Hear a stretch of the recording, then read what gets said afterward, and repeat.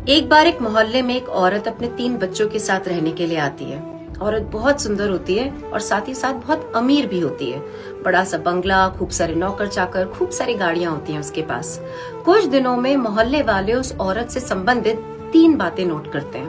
पहला, वो बहुत बारीक और पतले कपड़े पहनती है। दूसरा, वो इतना ज्यादा इत्र और परफ्यूम लगाती है कि उसके पास से खुशबू कैसे भपके उठते हैं। और तीसरा, हर शाम 3 आदमी घर पे आते हैं। आदमियों के आने के पहले औरत अपने बच्चों को नौकरों के साथ घर से बाहर भेज देती है और आदमियों के आने के बाद बहुत जोर की आवाज में घर में गाने चलते हैं। कुछ देर बाद वो आदमी चले जाते हैं, गाने भी बंद हो जाते हैं और बच्चे और नौकर भी लौट आते हैं। अब ये सिलसिला कुछ महीनों तक चलता है और यहाँ तक की कहानी सुनकर उन मोहल्ले वालों की तरह कुछ लोगों ने तो उस औरत के चरित्र के बारे में कुछ न कुछ सोच लिया होगा।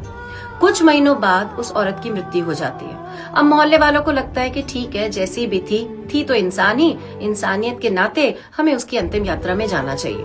तो उसकी अंतिम यात्रा में शामिल होने के लिए उसके घर पहुंच जाते हैं। मोहल्ले वाले देखते हैं कि वो तीनों आदमी जो हर शाम को आया करते थे वो भी वहां उपस्थित हैं।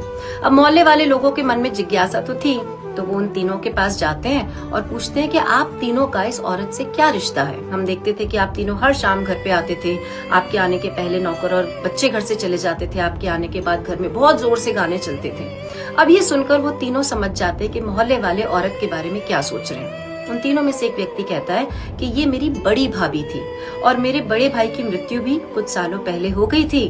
भाभी को भी स्किन कैंसर था, इसलिए वो हमेशा बहुत बारीक और पतले कपड़े पहना करती थी। कैंसर की वजह से उनके शरीर से बहुत तेज दुर्गंध आती थी, इसलिए वो बहुत सारा इत्र और परफ्यूम लगाया करती थी। बाकी दोनों की तरफ वो व्यक्ति इशारा करके कहता है कि ये हमारे खानदानी वकील हैं और ये भाभी के डॉक्टर।